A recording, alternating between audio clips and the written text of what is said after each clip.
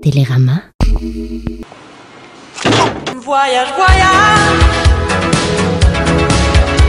plus loin que la nuit et le jour. Voyage.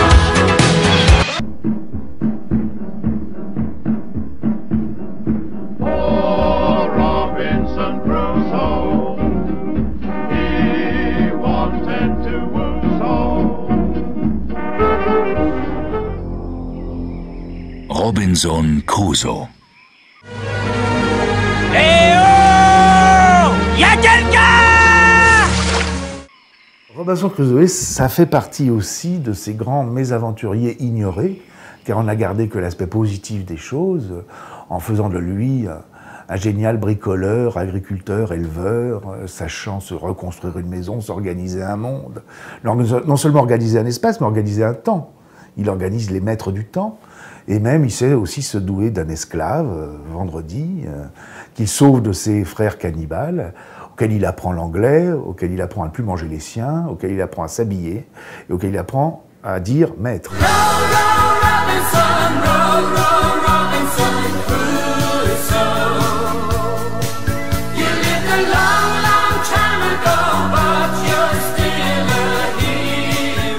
On a assez d'éléments pour s'apercevoir qu'il y a une autre face de Robinson Crusoe qui est véritablement un échec en termes de voyage de découverte. Robinson Crusoe ne découvre strictement rien. Il ne comprend pas que les gens peuvent être différents de lui-même. Donc il est sur une île où il va reproduire le monde d'où il vient, avec les mêmes relations de domination, avec le même type d'habitat.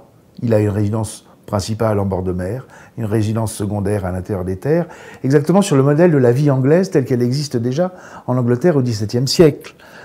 Il est donc quelqu'un de complètement ethnocentrique qui, il ne faut pas se leurrer, si Robinson Crusoe avait eu les moyens, il aurait exterminé les sauvages. Wir werden wie Krieger sterben.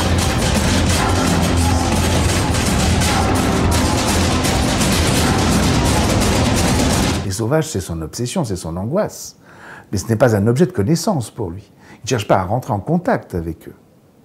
Donc c'est l'anti-ethnologue parfait, qui est dans une logique de fuite par rapport à l'autre.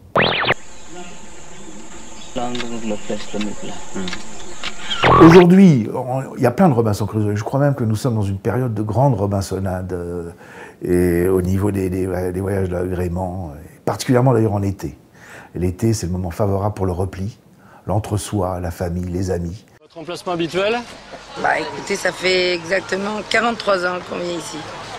On a vu la transformation et maintenant c'est vraiment...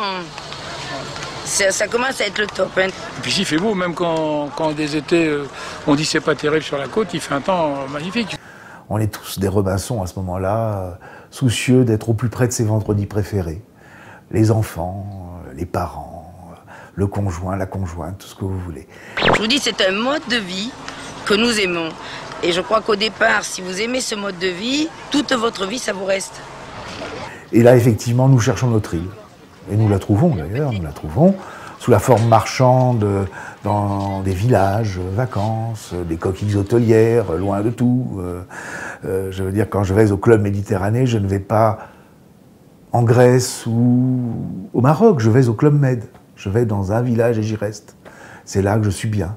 Et autrement, j'ai ma résidence secondaire, comme Robinson Crusoe. Je vais dans ma maison de campagne, j'ai ma maison de famille, la maison des amis. Et là, dans le secret d'un jardin, loin de tout, loin des sauvages, que sont ces paysans qui font du bruit avec leurs tracteurs aux alentours, je me protège, je m'isole. Et je vis hors du monde, comme Robinson Crusoe sur son île. L'année prochaine, on reste en France.